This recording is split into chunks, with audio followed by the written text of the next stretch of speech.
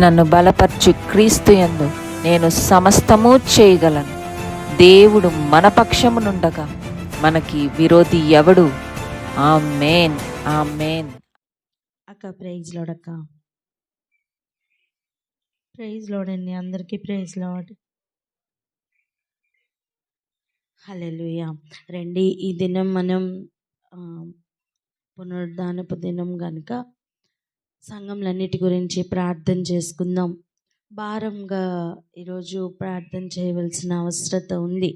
ఎందుకు అంటే మన హృదయాలు దేవుడు ఒకటి చూపిస్తుంటే మన హృదయాలు ఇంకొకటి చూస్తూ ఉంటాయి. మన కన్నులకు ఏదైతే కనిపిస్తుందో దాన్ని బట్టి హృదయం స్పందిస్తుంది. మన కన్నులు చూసిన దాన్ని బట్టి మన హృదయం స్పందిస్తుంది. ఈరోజు మనం ఎట్టి రీతిలో నడవాలంటే ప్రభు ఏది చూడమన్నారో దానిని చూచులాగున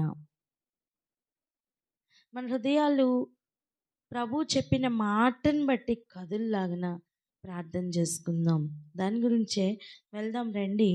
సంఖ్యాకాండం 13వ అధ్యాయం. సంఖ్యాకాండం 13వ అధ్యాయం 27 నుండి 29 వరకు చదువుకుందాం. 27 నుండి 29 వరకు. సంఖ్యాకాండం 13వ అధ్యాయము 27వ వచనం నుంచి 29వ వచనం వరకు చదువుకున్నామండి. వారు అతనికి తెలియపరచినదేమనగా, నీవు మమ్మను పంపిన దేశమునకు వెళ్ళితిమి, అది పాలు తేనెలు ప్రవహించే దేశమే, దాని పండ్లు ఇవి. అయితే ఆ దేశంలో నివసించే జనులు బలవంతులు, వారి పట్టణములు ప్రాకారము గలవి, అవి మిక్కిలి గొప్పవి. మరియు అక్కడ అనాకీలను చూచితిమి. అమాలేకీలు దక్షిణ దేశంలో నివసించుచున్నారు.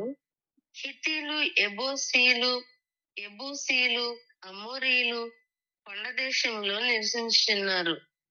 కనానీయులు సముద్రం వద్దను యొర్దాను నదీ ప్రాంతములలోనూ నివసించుచున్నారని చెప్పిరి.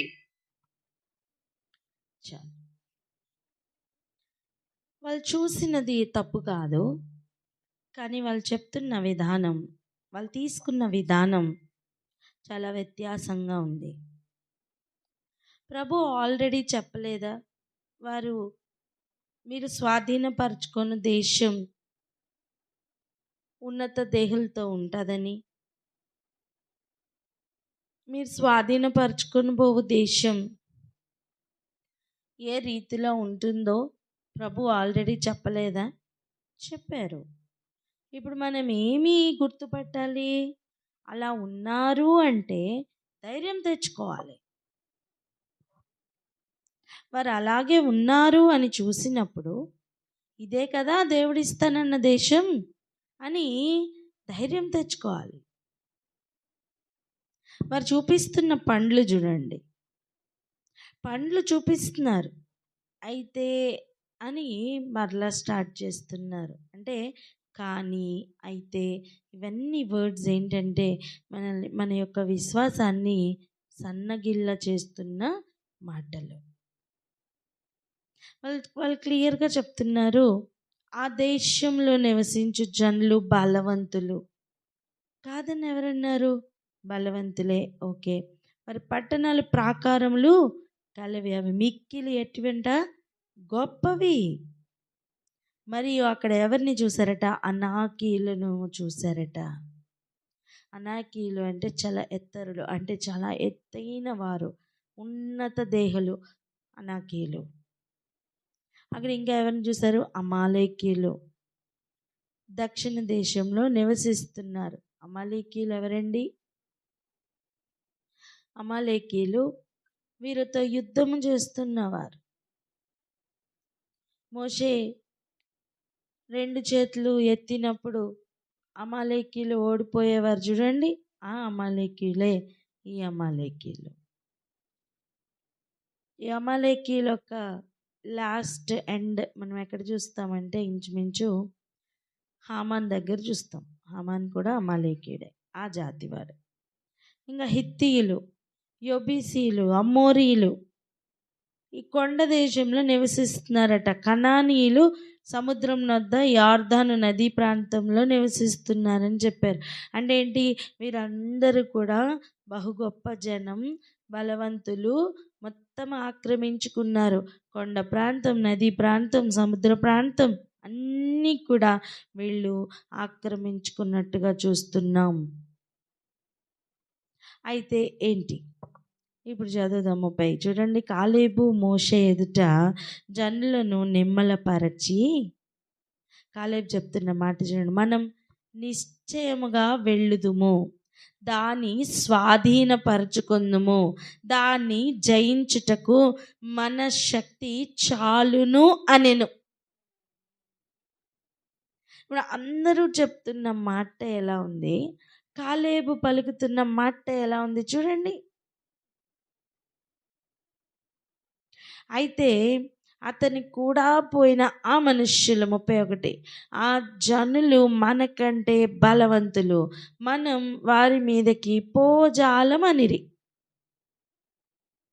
కాలేబు అంటున్నాడు, వారిని మనం నిశ్చయముగా జయిస్తాం, వారిని స్వాధీనపరచుకుంటాం, మనం వెళ్ళగలం, మనకి ఈ శక్తి చాలు అంటున్నాడు. మిగిలిన మనుషులు అంటున్నారు, మనం వెళ్ళలేం, మనం బలం సరిపోదు, వాళ్ళే బలవంతులు అని అంటున్నారు. ఒక్కసారి ఆలోచిద్దాం. నీకెన్నో దేవుడు స్వాధీనపరచుకోవడానికి ఇస్తున్నారు కదా. అటువంటి సమయం ఎటువంటి మాటలు మనం మాట్లాడుతున్నాం? వ్యక్తిగతంగా ఆలోచన చేద్దాం. దేవుడు ఎన్నో వాగ్దానాలు ఇస్తున్నారు, ఎన్నో పరిస్థితులు గుండా తీసుకుని వెళ్తున్నారు, శక్తికి మించిన ప్రయాణమే చేపిస్తున్నారు. కానీ మన ఆలోచన విధానం ఎక్కడ ఆగింది ఈరోజు చూద్దాం, గమనిద్దాం. స్వాధీనపరచుకోవడము అంటేనే ఎక్కడో బలవంతంగా దాన్ని తిరిగి తీసుకోవాలని అర్థం. అసలు భూమినే ఆలోచించండి, మన ఆశీర్వాదం దొంగిలింపబడింది.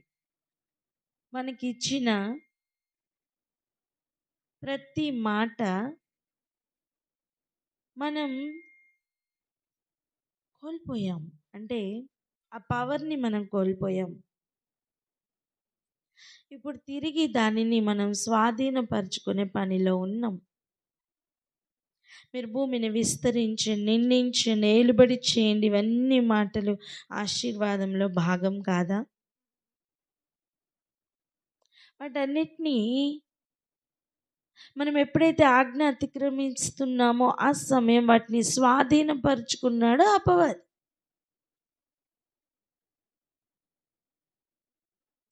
అలాంటి సమయం ఇప్పుడు మనకి ఇంకా సమయం ఇచ్చి, భూమి మీద ఇంకొంచెం కాలం ఇచ్చి, నా మాట వినండి అని మరలా ప్రభు అవకాశం ఇస్తున్న ప్రయాణమే ఈ ఆజ్ఞల మార్గంలో వెళ్ళే ప్రయాణం. అక్కడ చూచిన దాన్ని బట్టి కాక వినిన దాన్ని బట్టి నడవలసిన మార్గం అది. అంటే విశ్వాస ప్రయాణం. చెప్పండి, అదేం ప్రయాణం? విశ్వాస ప్రయాణం. నువ్వు విశ్వాసంతో కదలాలమ్మా. నీ పాత జీవితం వేరు, కొత్త జీవితం వేరు. నువ్వు విడిచి వచ్చిన ఐగుప్తు వేరు, వెళ్ళబోతున్న కనాను వేరు. ఐగుప్తులో పడిన కష్టం ఏది కూడా అక్కడ ఉండదు. ఆ మాటకు వస్తే ఐగుప్తులో పడిన సుఖం కూడా అది సుఖమే కాదు. అది కేవలం దాసుల గృహం, నిన్ను బానిసత్వంలో మగ్గిపెట్టే గృహం. అది నీ మైండ్ సెట్ మొత్తం కూడా బానిసత్వానికి గురి చేసిన ఏరియా అది. దీనిని అర్థం చేసుకోవడానికి ఒక్క మాట చెప్పనివ్వండి. ఒక సర్కస్లో ఒక రింగ్ మాస్టర్ ఉన్నాడు అనుకోండి. ఆ రింగ్ మాస్టర్ చాలా జంతువుల్ని ఆపరేట్ చేస్తూ ఉంటాడు, కంట్రోల్ చేస్తూ ఉంటాడు. వాటిని ఎలా కంట్రోల్ చేస్తాడో తెలుసా? నువ్వు నేను చెప్పింది వింటే ఈ ఫుడ్ నీకు పెడతా, లేకపోతే పెట్టను అని ఆ జంతువుల్ని చిన్నప్పటి నుంచి లోపరుచుకుంటాడు. ఒక పులి ఉన్నా, ఒక సింహం ఉన్నా వాని మాట వినడానికి గల కారణం ఏంటంటే, నేనున్న ఆ బోనులో లేదా ఆ కేజ్లో, ఆ డెన్నులో ఏదైనా కానివ్వండి, ఆ మొత్తం దానిని బంధించి ఉంచుతారే ఆ స్థలంలోకి. చెప్పింది చేస్తే చాలు ఆహారం వస్తుంది. సో చిన్నప్పటి నుంచి అలా అలవాటు పడిన ఈ జంతువులు ఎలా తయారవుతాయంటే, రింగ్ మాస్టర్ రావాలి, ఫుడ్ పెట్టాలి, అండ్ తను ఎక్కడికి తీసుకెళ్తే తన వెంట వెళ్ళాలి, ఎక్కడ దూకమంటే అక్కడ దూకాలి, ఎక్కడ కూర్చోమంటే అక్కడ కూర్చోవాలి, ఏ పెర్ఫార్మెన్స్ చేయమంటే ఆ పెర్ఫార్మెన్స్ చేసి మళ్ళీ బోన్లోనికి వెళ్ళిపోవాలి. ఇది అక్కడ ఉన్న జంతువుల యొక్క పరిస్థితి. దాసుల గృహం కూడా అటువంటిదే. దాసుల గృహం ఒక సర్కస్ లాంటిది. అక్కడ ఉన్న ఫరో ఒక రింగ్ మాస్టర్ లాంటి వాడు చెప్పింది చెయ్యాలి, అలా చేస్తే ఫుడ్ ఇస్తాడు.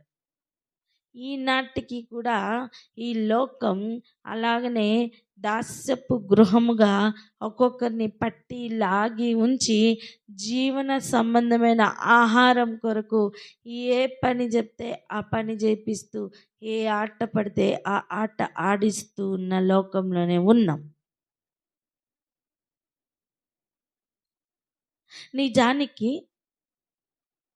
నిజానికి ఆ జంతువులు రింగ్ మాస్టర్ పెడితేనే ఫుడ్ దొరుకుతుందా అండి ఆ జంతువులకి?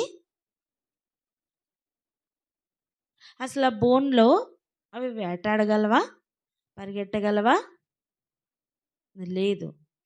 ఇప్పుడు అదే జంతువుల్ని ఒక్కసారి అడవిలోనికి తీసుకుని వెళ్ళి సాటి జంతువుల్ని చూపించండి, వాటికి అర్థమవుతుంది నేను కూడా పరుగులు పెట్టగలనని. వాటికి అర్థమవుతుంది నేను కూడా ఎరని సంపాదించుకోగలను అని. వాటికి అర్థమవుతుంది నేను కూడా వేటాడగలను అని. ఒక్కసారి వేటాడడం అలవాటు అయిందనుకోండి, మరలా వచ్చి ఆ బోన్లో కూర్చొని రింగ్ మాస్టర్ మాట వింటాయా? ఒక్క విషయం చెప్పండి, వింటాయా? వినవు. ఇదిగో ఒక్కొక్క మనిషి యొక్క ప్రయాణం దాస్యపు గృహం నుండి వెళ్ళి కనాను చేరే ప్రయాణం అటువంటిది. అంటే సర్కస్ నుండి ఒక అడవిలోనికి వెళ్తున్న ఒక జంతువు వంటిది. ఆ జంతువుకు తన స్వస్థలం ఎంతో, తన బలం ఎంతో, తన విస్తీర్ణం ఎంతో అన్నీ అర్థమవుతున్న ఏరియా అండి అది. ఒరిజినల్గా అదేం చేయగలదో, దాని బలం ఎంతో, దాని శక్తి ఎంతో అన్నీ అర్థమవుతున్న ఏరియా ఆ అడవి. ఇప్పుడు విడిచి వచ్చిన సర్కస్లో నుంచి వచ్చిన తర్వాత ఆ మైండ్ సెట్ మారాలా లేదా? మరలా ఈ పులి కానీ సింహం కానీ అలా ఒక చిన్న కేజ్, లేకపోతే అలా ఒక చిన్న బోన్ వంటి దాంట్లో కూర్చుని నాకు ఎవరైనా వస్తారు ఇస్తారు అని ఎదురు చూస్తే, అది చేతకాని దానిలాగా తయారైతే దానికి ఏమైనా ప్రయోజనం ఉందా? లేదు. అంటే ఏంటి? సర్కస్లో ఉన్న మైండ్ సెట్ వేరు, అరణ్యంలో ఉన్న మైండ్ సెట్ వేరు. పూర్తిగా మార్పు రావాలి. దాని బలం ఎంతో, దాని శక్తి ఎంతో పూర్తిగా చూడగలిగిన స్థలం అది. సో ఫుల్గా ఒక మారు మనసు కావాలి దానికి. ఇక్కడ రింగ్ మాస్టర్ ఉంటారా? చెప్పండి, రింగ్ మాస్టర్ ఉంటాడా? అరణ్యంలో రింగ్ మాస్టర్ ఉంటాడా? ఉండడు. అలా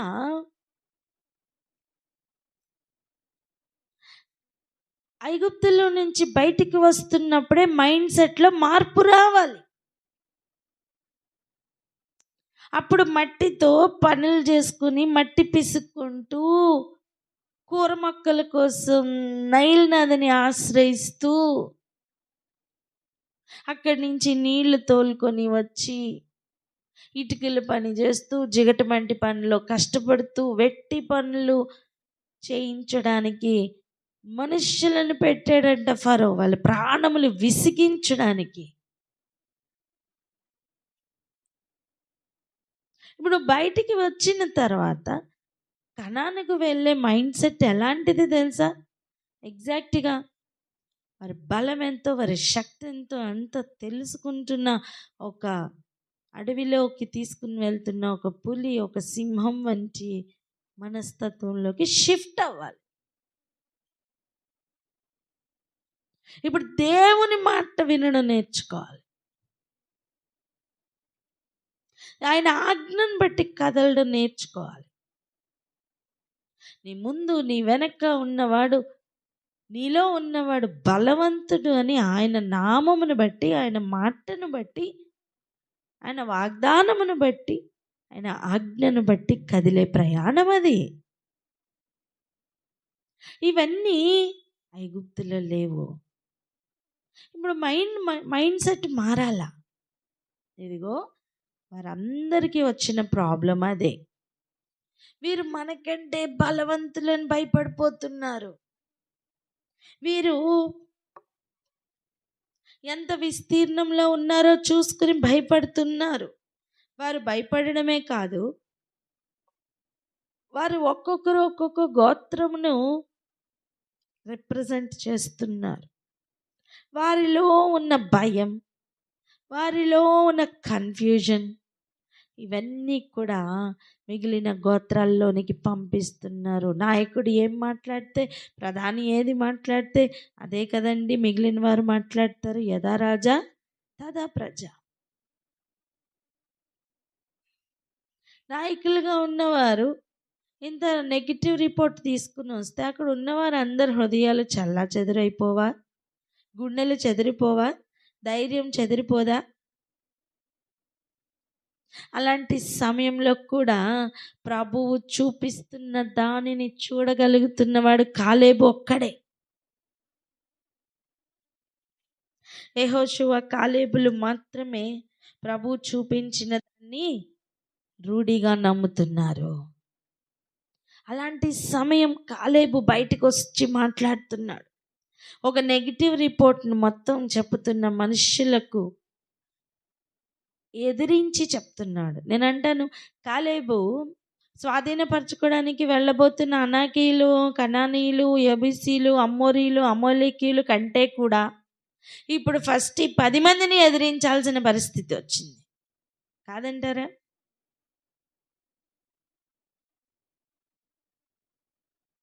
అవునా కాదా చెప్పండి.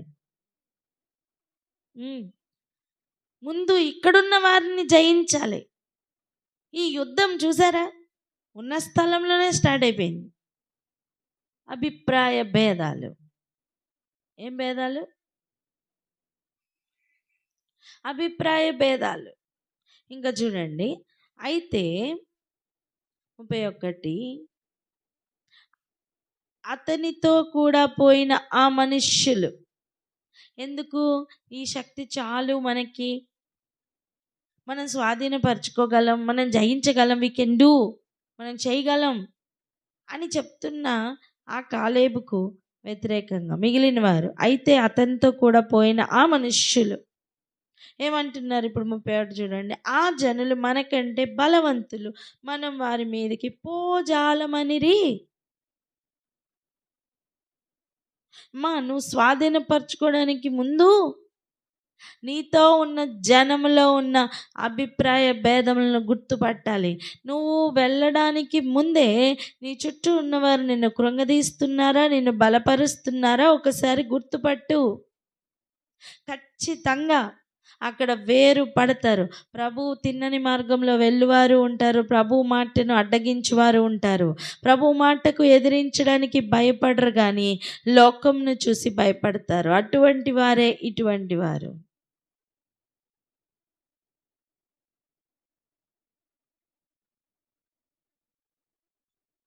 అసలు వెళ్ళవలసిన ఏరియాకి తీసుకుని వెళ్తున్న వాని మీద నమ్మకం పెట్టుకోవాలి. వాగ్దానం ఇచ్చింది ఎవరండి? మనుషులా? వాగ్దానం ఇచ్చి నెరవేర్చకుండా ఉండడానికి ఆయన ఎవరండి? మనిషా? కాదు. ఇక్కడనే ఆగి ఒకసారి ప్రార్థన చేద్దాం. ఏం ప్రార్థన తెలుసా? మనతో ఉన్నవారే మనకి వ్యతిరేకంగా మారిపోయి దేవుడు చెప్పిన మాటకు వ్యతిరేకంగా మాట్లాడుతున్న సమయం, మన హృదయాలు, మన గుండెల్ని, మన మన ధైర్యాన్ని తీసివేయడానికి ప్రయత్నిస్తున్న, పిరికితనపు ఆత్మను ఎక్కించాలని ప్రయత్నిస్తున్న, దేవుని ఆజ్ఞ కాకుండా మనుషుల ఆజ్ఞకు నీ మనస్సును త్రిప్పాలని ప్రయత్నం చేస్తున్న ప్రతి శక్తికి విరోధంగా నువ్వు బలవంతుడు కావడం కోసం నువ్వు ఇప్పుడే ప్రార్థన చేయగలవా? ఈ తంత్రమును గ్రహించిన వారు ప్రార్థన అందుకోండి.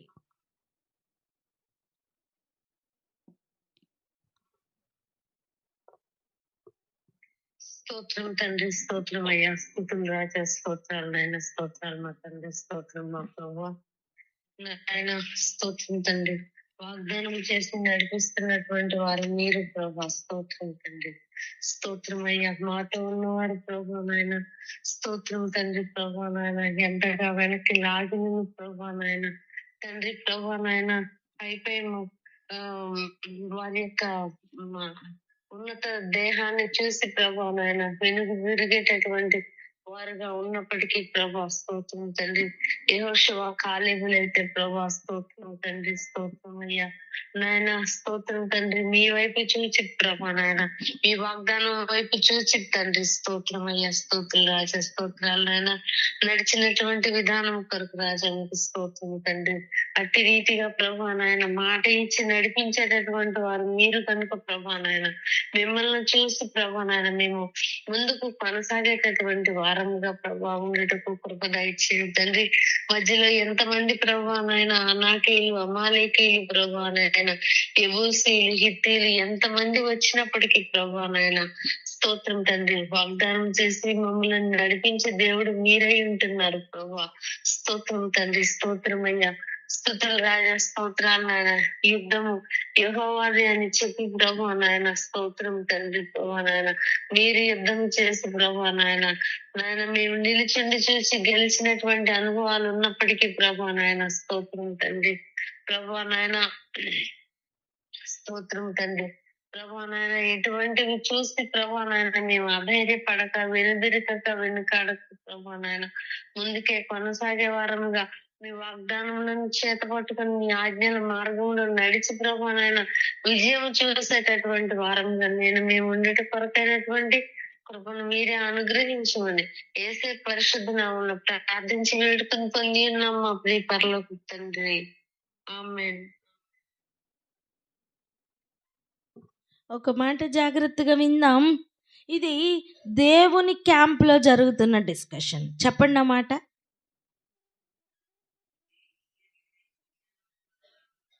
ఇది దేవుని క్యాంప్లో జరుగుతున్న డిస్కషన్, ఓకేనా? ఇప్పుడు శత్రు క్యాంప్లో జరుగుతున్న ఒక డిస్కషన్ని చూద్దాం రండి. సంఖ్యాకాండం 23వ అధ్యాయం 18-19 వచనాలు చదువుదాం. 18-19.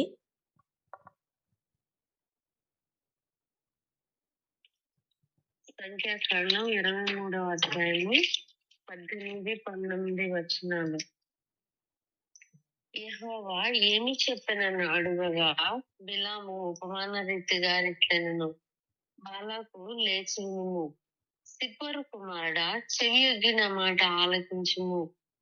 దేవుడు అబద్ధమాడుటకు ఆయన మానవుడు కాడు, పశ్చాత్తాపడుటకు ఆయన నరపుత్రుడు కాడు. ఆయన చెప్పి చేయకుండునా, ఆయన మాట ఇచ్చి స్థాపింపకుండునా. హల్లెలూయా. బాలాకెవరు? బాలాకెవరండి? మోయాబీల రాజు. అటువంటి బాలాకు, ఆ బాలాకునికి బిలాము చెప్తున్నాడు. బాలాక్ ఏం చేశాడు? బిలామును వచ్చి ఈ జనాంగాన్ని శపించు, అప్పుడు నేను జయిస్తానని చెప్పి ఆ బలమును, బాలాకు బిలాము యొక్క బలమును ఆశ్రయిస్తే బిలాము మాట్లాడుతున్నాడు. యా బాలాకు విను, లేచి విను అట. అర్థమేంటి? శ్రద్ధగా ఈ మాట విను అని చెప్తున్నాడు. ఏం మాట చెప్తున్నాడో విన్నారా? చెవి యొగ్గి నా మాట ఆలకించుము సిప్పోరు కుమారుడా. ఏంటంట? దేవుడు అబద్ధమాడుటకు ఆయన మానవుడు కాడు. ఈ మాట ఎవరు చెప్తున్నారండి? బిలాము బాలాకుతో చెప్తున్నారు. వీళ్ళిద్దరూ ఎవరు? ఇశ్రాయేలీలను జయించడానికి ప్రయత్నం చేస్తున్న వాళ్ళు. అంటే ఏంటి? శత్రు క్యాంప్లో వాళ్ళకి తెలుసు దేవుడు మాట ఇస్తే మానడని. ఆయన అబద్ధం ఆడుటకు నరుడు కాడని శత్రు క్యాంప్లో ఉన్న వాళ్ళకి తెలుసండి. వాళ్ళు మాట్లాడుకుంటున్నారు. వాళ్ళకి తెలుసండి దేవుని బలం ఎంతో. ఈరోజు నీకు నాకు తెలియాలి ఆయన బలం ఎంతో.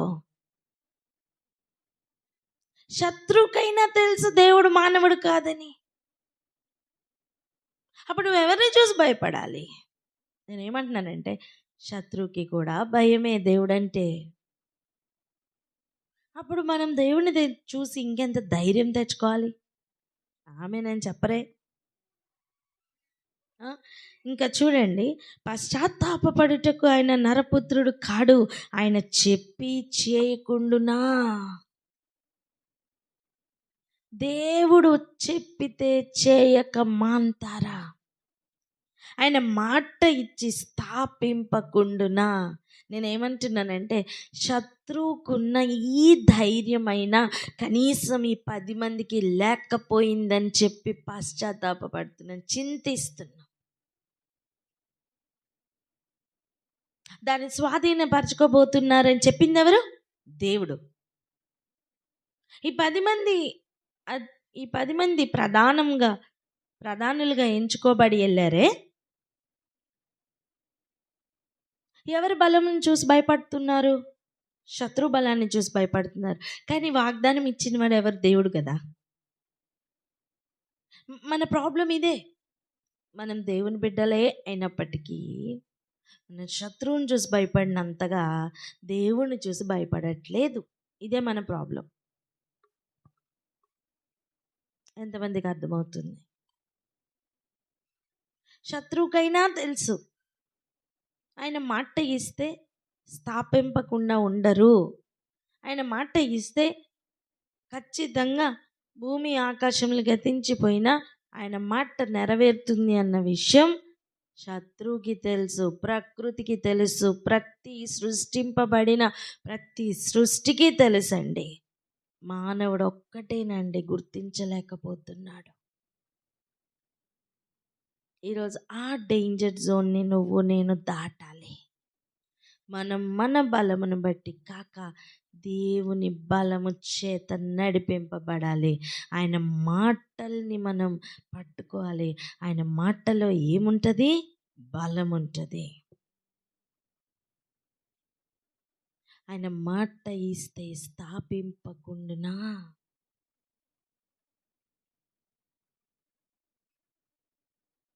శత్రువులు భయపడుతున్నా ఆ రేంజ్ ఎట్టిదో చూడండి. ఎవరికి చూసి భయపడుతున్నారు? మనల్ని చూసి కాదు ఆయన భయపడేది, వాళ్ళు దేవుణ్ణి చూసి. నేను అదే అంటున్నా, ఆ దేవుణ్ణి చూసి మనకెందుకు ధైర్యం రావట్లా? ఈరోజు నీ పరిస్థితులకు భయపడినంతగానో దేవునికి భయపడుతున్నావా? ఈరోజు నీకున్న అనారోగ్యానికి భయపడుతున్నావు, దేవునికి భయపడుతున్నావా? ఈరోజు నీకున్న అప్పుకు భయపడుతున్నావు, దేవునికి భయపడుతున్నావా? అవన్నీ దేవునికి లోబడుతున్నాయి. మనం దేవునికి లోబడితే చాలు, వాటిని జయించగలం. ఏది నిన్ను ఆపలేదు. దేవుని పనికి వ్యతిరేకంగా నిన్ను నువ్వే ఆపుకుంటావు.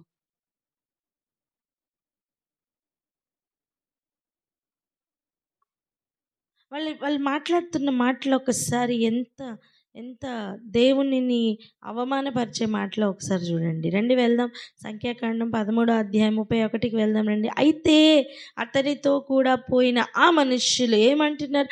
ఆ జనులు మనకంటే బలవంతులు, మనం వారి మీదకి పోజాలమనిరి. నిజమే, వాళ్ళు బలవంతులే, కానీ వారికంటే బలవంతుడు దేవుడు కదా. ఇంకా చూడండి, మరియు వారు తాము సంచరించి చూచిన దేశమును గూర్చి ఇశ్రాయేలీయులతో చెడ్డ సమాచారం చెప్పి, మంచి సమాచారం ఇవ్వాల్సిన ఏరియాలో ఎటువంటి సమాచారం ఇస్తున్నారు? చెడ్డ సమాచారం ఇస్తున్నారు. మేము సంచరించి చూచిన దేశం తన నివాసులను భక్షించు దేశం, దానిలో మాకు కనబడిన జనులందరూ ఉన్నత దేహులు. అక్కడ నెఫీలీల సంబంధులైన అనాకు వంశపు నెఫీలీలను చూచితిమి. మా దృష్టికి మేము మిడతల వలె ఉంటిమి, వారి దృష్టికి అట్లే ఉంటిమనిరి. ఎంత చెడ్డ సమాచారం తీసుకుని వచ్చి మిగిలిన వారి హృదయాల్ని కేలికేటట్టుగా చేస్తున్నారు, కలతపడే విధంగా చేస్తున్నారు. ఈరోజు మనం ఏమని ప్రార్థన చేసుకుందాం తెలుసా? ఒక్కొక్క సంఘానికి కూడా ఒక్కొక్క పెద్ద ఉన్నారే, లేదా నియమింపబడిన పెద్దలు ఉన్నారే, ఎంతమంది అయినా ఉండనివ్వండి, వారందరూ కూడా దేవునికి భయపడు వారిగా ఉండాలని ప్రార్థన చేద్దాం. ఏ ఏరియాని స్వాధీనపరచుకోవడానికి దేవుడు వారిని పంపిస్తున్నారో ఆ ఏరియాని చూసి భయపడేవారిగా, ఉన్నత దేహాలని చూసి భయపడి వెనక్కి వచ్చేవారిగా, చెడ్డ సమాచారం తీసుకుని వచ్చేవారిగా ఉండకూడదని ప్రార్థన చేద్దాం. ఎందుకంటే ఒక్క వ్యక్తి సత్యం చెప్తున్నారండి, మీరు చూడండి, మిగిలిన 10 మంది కూడా చెడ్డ సమాచారం చెప్తున్నారు. ఇటువంటి పరిస్థితులు ఈరోజు ఉండవా? 10,000ల్లో నువ్వు ఒక్కటే పురుషుణ్ణి కనుగొనగలుగుతున్నావు. అతి సుందరుడైన వాడు ఒక్కడే, మిగిలినవన్నీ ఏంటప్పుడు? ఒక్కటే సత్యం అయితే మిగిలినవన్నీ అబద్ధాలే. రేంజ్ ఎంత పెరిగిందో చూసారా? ఈరోజు మొట్టమొదటిగా ఏమని ప్రార్థన చేద్దామంటే, నాయకులైన వారు, ఎన్నుకొనబడిన వారు మిగిలిన వారి హృదయాల్ని చెదరగొట్టేవారుగా ఉండకూడదని.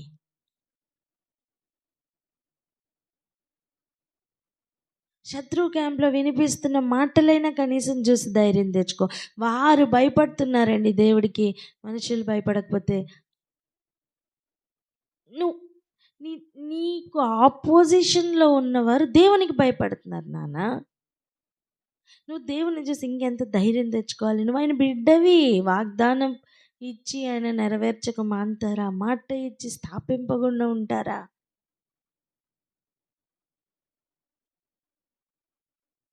ధైర్యం తెచ్చుకొని ఈరోజు ఆ రాంగ్ రిపోర్ట్ ఇవ్వడానికి ఎవరు వీల్లేదని ప్రార్థన చేద్దాం. ఒక్కొక్కరు నియమింపబడిన స్థాయిలో, ఆ స్థితిలో దేవునిని చూసి ధైర్యం తెచ్చుకోవడం నేర్పించాలని ప్రార్థన చేద్దాం. ఫస్ట్ వారికి వస్తే వారి కింద ఉన్న వారందరూ మారుతారు. ఈ 10 మంది ఇలా మాట్లాడడం వల్ల అక్కడున్న ప్రజలందరూ కూడా హృదయం వికారం అయిపోయింది తెలుసా? కాలేబుని చూసి ధైర్యం రావట్లా. ఈ నెగిటివ్ మాటలే బాగా మైండ్లోకి ఎక్కుతున్నాయి. ఇటువంటి అపవిత్రమైన మాటలు, ఇటువంటి చెడ్డ మాటలు ఇదిగో మైండ్లోకి వెళ్ళి మైండ్ అంతా కూడా పాడు చేస్తూ ఉంటాయి. నువ్వు దేవుని వాగ్దానాన్ని చూడలేవు. ప్రస్తుత పరిస్థితులు చూసినా, రాంగ్ రిపోర్ట్ విన్నా, ఆయన వాగ్దానాన్ని వినలేవు. పొందబోతున్నది గొప్పది, ప్రస్తుతం ఉన్నది ఏమాత్రం. దానిని జయించాలి అంటే మనం నాయకుల గురించి ప్రార్థన చేయాలి. వారు దేవుడు చూపిస్తున్నవి చూచే కన్నులతో నిండుకోవాలని మొట్టమొదటిగా ప్రార్థన చేద్దాం. ప్రార్థన చేయడానికి ఎవరైనా సిద్ధంగా ఉన్నారా? ప్రార్థన చేయండి. హల్లెలూయా. స్తోత్రం, స్తోత్రం, స్తోత్రం దైవమా. అయ్యా, ఇదిగో నీ ఆజ్ఞని బట్టి సాగుతున్న ప్రయాణములో నీ ఆజ్ఞను మాత్రమే చూచుచున్నటువంటి కనులు కాక తండ్రి, శత్రు బలము గొప్పగా కనిపించి నాయన భయపెడుతున్న, కలవరపడుతున్న ప్రతి స్థితిని నాయకులందరూ గమనించుకొని తండ్రి, అయ్యా నీ వాక్కును బట్టి ధైర్యం పొందుకోవటానికి కృప చూపమని ప్రార్థిస్తున్నా. అవును తండ్రి, శత్రువులకు కూడా అర్థమవుతుంది ప్రభువా నీ యొక్క బలం ఎట్టిదో. నిన్ను దేవుడుగా కలిగిన జనులను తాకటానికి కాదు కదా, సమీపించుటకు కూడా నీ శత్రువులు కూడా భయపడుతూ ఉంటే ఆ శత్రు బలమును చూసి భయపడిపోతున్న స్థితిలో నా తండ్రి నేటి సంఘంలో ఏ నాయకులు ఉండకూడదు ప్రభువా. అయ్యా, వాక్కు ఇచ్చిన వాడవి నీవు నా ప్రభువా, సర్వమును సృష్టించిన వాడవి నీవు తండ్రి. అయ్యా, బలము నీది ప్రభువా, నీవే సర్వశక్తిమంతుడవి తండ్రి. అయ్యా, అట్టి నీ శక్తిని, అట్టి నీ బలమును చూడకుండా శత్రువును బట్టి భయపడుతున్నటువంటి నాయన ప్రతి పరిస్థితిని మార్చమని వేడుకుంటున్నాం తండ్రి. అయ్యా, నాయకులే భయపడుతున్న వారైతే, నాయకులే వెన్ను చూపుతున్న వారైతే వారిని అనుసరించుటకు వారికి మీరు అప్పగించినటువంటి మందల పరిస్థితి ఇక ఏ విధంగా ఉంటుంది తండ్రి.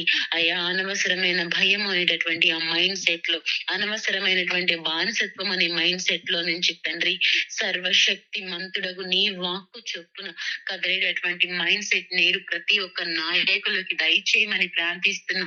మీరు ఏది చూడమన్నారో అదే చూస్తూ, మీరు ఏ సమాచారం తీసుకురమ్మన్నారో అదే తీసుకొని వస్తున్నటువంటి ఆ ఫ్రేమ్డ్ ఒబీడియన్స్ లో ఉన్నట్టుకు తండ్రి ప్రతి ఒక్కరికి కృప చూపమని ప్రార్థిస్తున్నాం.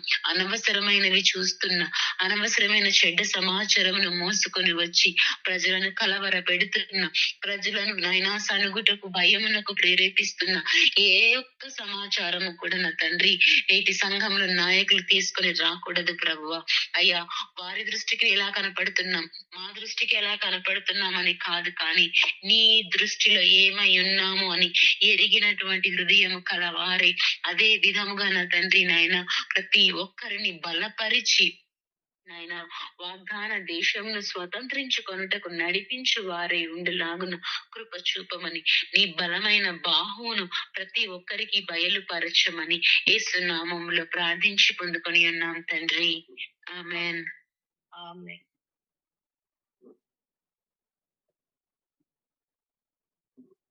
ఆమేన్. ఒక మాట చదువుకుందాం రండి. యాకోబు రాసిన పత్రిక 2వ అధ్యాయం 19వ వచనం ఒకసారి చదువుదాం. 19.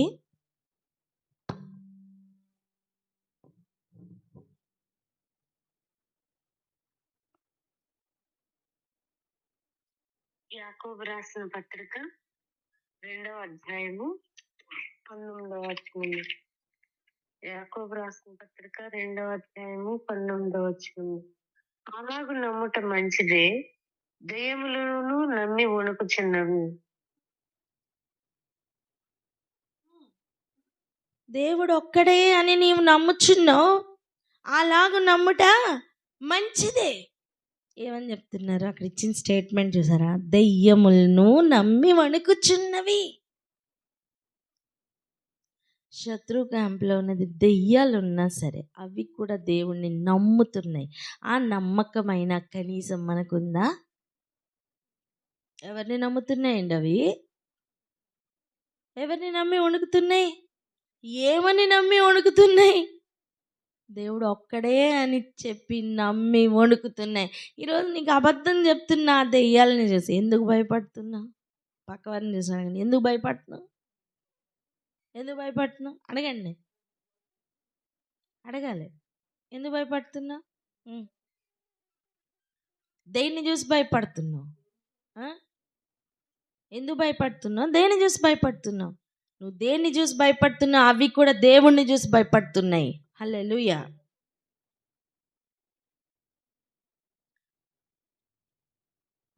ఎదిరిస్తున్నాయి అనుకుంటున్నారా? లేదు, నమ్మి వణుకుతున్నాయట. దేవుని ఎదుట అవి ఏం చేస్తున్నాయి? వణుకుతున్నాయి. మనకేమో దేవుడు అంటే భయం లేదు, దెయ్యం అంటే భయం. ఇక్కడ అదే ప్రాబ్లం. దేవుడిచ్చిన వాగ్దానంను బట్టి ముందుకు కదిలే సైన్యంగా మనం మారాలి. మన మైండ్ సెట్ మారాలి. మన రింగ్ మాస్టర్ చేతిలో లేము. మనం కనానుకు వెళ్ళాలి అంటే మన మైండ్ సెట్ మారాలి. మాట పలుకుతారా? మనం కనానుకు వెళ్ళాలంటే మన మైండ్ సెట్ మారాలి అని.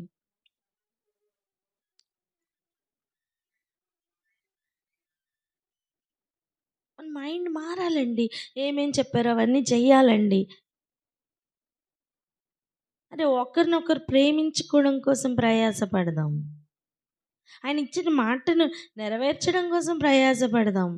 దానికి భయపడదాం. ఆయన మాట నెరవేర్చుతామో లేదో అని భయపడదాం. వీరికి ఏం చెప్పి పంపించారు? వెళ్ళి ఆ దేశం ఎలా ఉందో ఇలాగే ఉందా లేదా చూసి రమ్మని చెప్పారు. డెసిషన్ తీసుకోమని చెప్పారా? లేదు. ఏం చెప్పారు? నువ్వు స్వాధీనపరుచుకుంటావని చెప్పారు. అప్పుడు ఏ మాటను నమ్మాలి? స్వాధీనపరుచుకుంటామనే మాటను నమ్మాలి. ప్రాబ్లం ఏంటి? వాళ్ళు భయపడమే కాకుండా అక్కడ ఉన్న వాళ్ళందరినీ భయపెడుతున్నారు. అప్పుడు ఏం జరిగిందో తెలుసా? 14వ అధ్యాయం 1వ వచనం చూడండి, సంఖ్యాకాండం. అప్పుడు ఆ సర్వ సమాజం ఎలుగెత్తి కేకలు వేసెను. ప్రజలు ఆ రాత్రి ఎలుగెత్తి ఏడ్చిరి. ఎందుకు ఏడ్చారు? భయపడి. ఈరోజు నమ్మునానా, నిన్నెన్ని పరిస్థితులు భయపెడుతున్నాయో ధైర్యం కలిగి ముందుకు వెళ్ళి పని జరిగించు. నువ్వు చెయ్యలేవు, నీ వల్ల కాదు అని చెప్పి మాట్లాడుతున్న ప్రతి పరిస్థితితో ఈరోజు ఎదిరించి చెప్పు, దేవుడు నా పట్ల కలిగి ఉన్న ప్రణాళికను నెరవేర్చడానికి ఆయన అసమర్థుడు కాదు అని పలుకు. ఆయన మాట ఇస్తే నెరవేర్చకుండా ఉండడానికి ఆయన మానవుడు కాదు అని పలుకు. ఆయన మాట ఇస్తే ఆయన స్థాపిస్తాడని పలుకు. నీ గురించి నా గురించి గ్రంథపు చుట్టల్లో ఏమేమి రాసి ఉన్నాయో ఒక పొల్లు కూడా పోకుండా అవి జరిగేంత వరకు ఈ భూమిని వదిలిపెట్టనని పలుకు. 127 సంస్థానాలు ఇస్తానన్నారు, అది ఇచ్చి తీర్తారు. ఆయన స్వాధీనపరచుకోవడానికి రెడీ అవ్వు.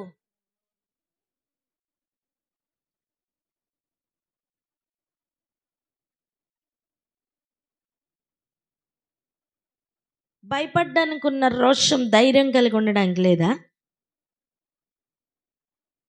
భయపడ్డానికి వెతుక్కుంటున్న రీజన్స్ ఉన్నాయే, లిస్ట్, పెద్ద లిస్ట్. అవన్నీ చూసి గడగడగడగడ భయపడుతున్నావు కదా. వాగ్దానాల లిస్ట్ తీయు. పలికిన వాడు ఎవరు? దేవుడు కాదా?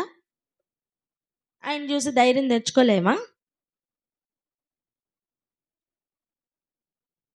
మనకంటే ఎత్తైన వారిని చూసి భయపడిన కాలం చాలు. చెప్పండి అన్నమాట.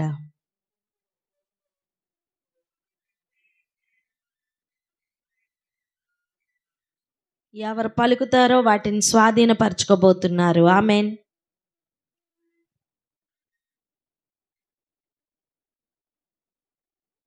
ఇశ్రాయేలీలు మళ్ళీ ఏమంటున్నారు తెలుసా? ఈ మాటలను బట్టి, ఈ భయపడిపోయిన దాన్ని బట్టి ఈ ప్రజలు ఉంటారండి, ఎట్టు పడితే అటు మాట్లాడతారు. నాయకులకి పిచ్చకపోతూ ఉంటుంది. ఈ ప్రజలు ఎట్టు పడితే అటు మాట్లాడతారు. ఇప్పుడు ధైర్యం తెచ్చుకునే మాటలను బట్టి వీళ్ళు ధైర్యం తెచ్చుకోవట్లా, కృంగదీసే మాటలను బట్టి ఏడుస్తున్నారు. వీరు కాదా అండి ఏడుపు కొట్టు జనం? దేవుడికి అందుకే కదా కోపం వచ్చేది. 2వ వచనం చూడండి. మరియు ఇశ్రాయేలీలందరూ మోషే అహరోనుల పైన సణుగుకొనిరి. ఇది ఒక్కటొచ్చు. ఏంటి? సనగడం. ఎవరి మీద? దేవుడు పంపిన మనుషుల మీద.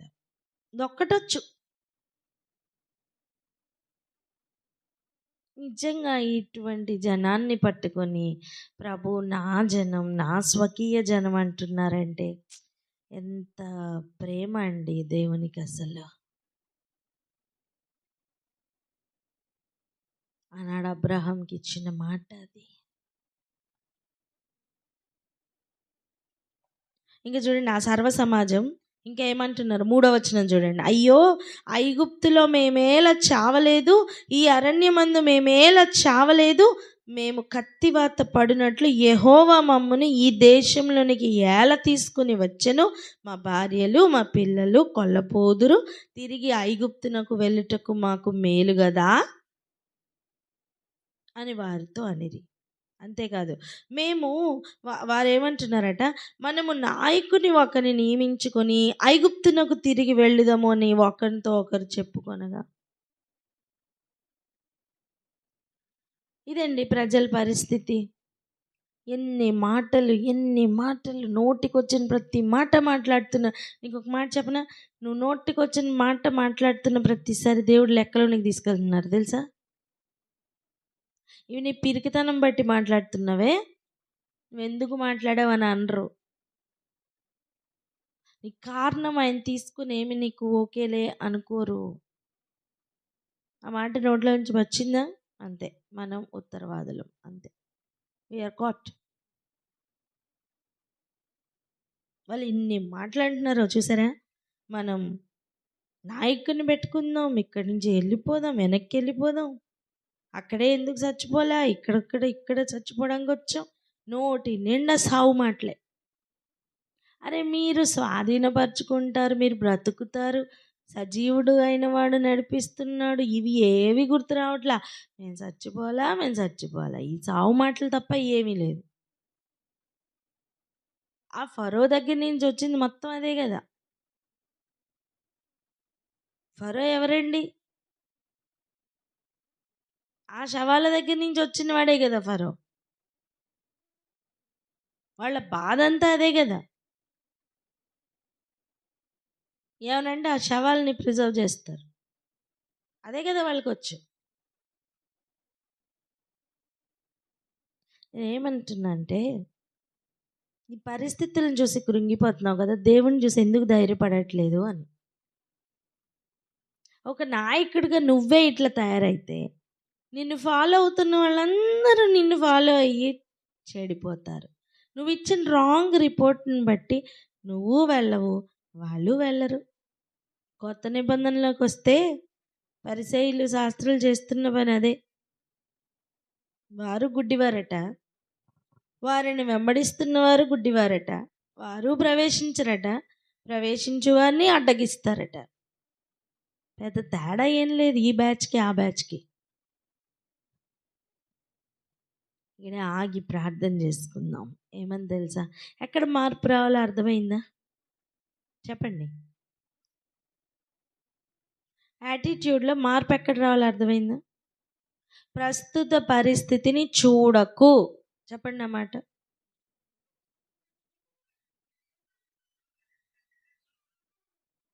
వాగ్దానమును బట్టి కదులు, చెప్పండి అన్నమాట.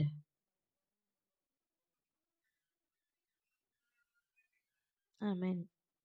శత్రువు క్యాంప్లోనన్నా కనీసం దేవుని నామానికి ఘనత కలుగుతుంది, కానీ మన క్యాంప్లో సనుగుడు గొనుగుడు వల్ల ఆయనకి అవమానం కలుగుతుంది, కోపం పుట్టిస్తున్నాం మనం ఆయన్ని. మన మైండ్ సెట్ మార్చుకుందాం ప్లీజ్. ఒకరితో ఒకరు బ్రతిమాలుకుందాం. ఏమని తెలుసా, మన మైండ్ సెట్ మార్చుకుందాం అని చెప్పండి.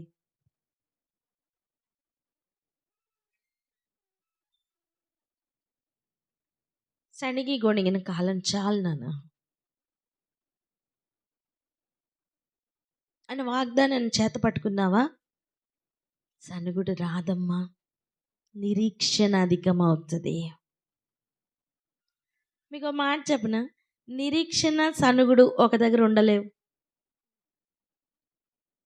వెలుగు చీకట్లో ఒక దగ్గర ఉండగలవా చెప్పండి. వెలుగు వస్తే ఎవరు పారిపోవాలి? హల్లెలూయా. ఎవరు బలమైన వాళ్ళు? వెలుగా చీకట? వెలుగు. ఎగ్జాక్ట్గా అలాగనే నిరీక్షణ ఎంటర్ అయిందంటే సనుగుడు పారిపోద్ది. ఈరోజు మనం ఎందుకు సనుగుతున్నాం తెలుసా? నిరీక్షణ తక్కువై. నీకు ధైర్యము, నిరీక్షణ కావాలి.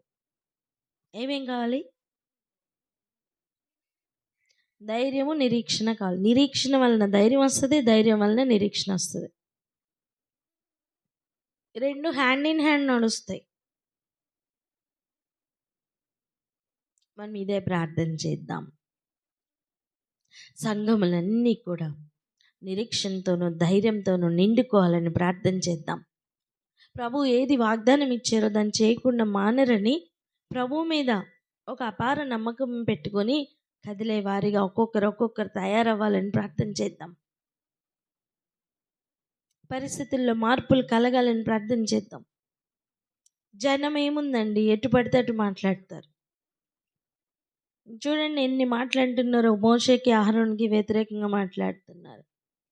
దేవుడు నియమించిన ప్రజలకు వ్యతిరేకంగా మాట్లాడుతున్న ఈ అనుభవాలు ఎంత ఎంత చెడ్డవి, ఎంత తీర్పులోనికి లాగుతాయి తెలుసా? ఈ పరిస్థితులన్నిటి నుంచి కూడా విడుదల కలగాలని ప్రార్థన చేద్దాం. మిగిలిన విషయాలు వచ్చే వారం మనం చూసుకుందాం. ఇక్కడే ఆగి మన ప్రార్థనలోకి వెళ్ళిపోదాం. మొదట మనలో మార్పు రావాలి. మొదట మన కుటుంబాల్లో మార్పు రావాలి. మన సంఘాల్లో మార్పు రావాలి. సార్వత్రిక సంఘంలో మార్పు రావాలని ప్రార్థన చేద్దాం. దేవుని మాటను బట్టి కదులుతున్న వారు లేవాలని ప్రార్థన చేద్దాం. కాలేబు వంటి వారు లేవాలని ప్రార్థన చేద్దాం. పరిస్థితులు ఎన్ని ఉన్నా సరే దేవుని మాటను బట్టి కదులుతున్న కాలేబు వంటి వారు ఉండాలని ప్రార్థన చేద్దాం. నమ్మకం పెట్టుకుంటే కాలేబు వంటి వారిని వెతుకు, వారి మీద పెట్టు. నీ ధైర్యం చెడిపోయే మాటలు మాట్లాడుతున్న వాళ్ళని చూసి నిన్ను నువ్వు సపరేట్ చేసుకో, గుర్తుపట్టు, జాగ్రత్తగా అడుగులు వేయి, విశ్వాసాన్ని కాపాడుకో. అక్క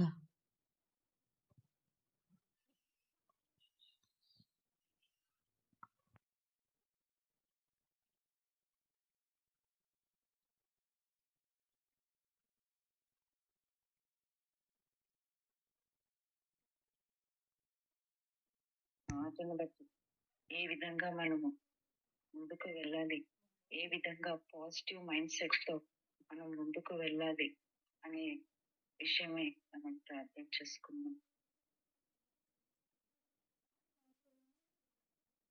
హల్లెలూయా.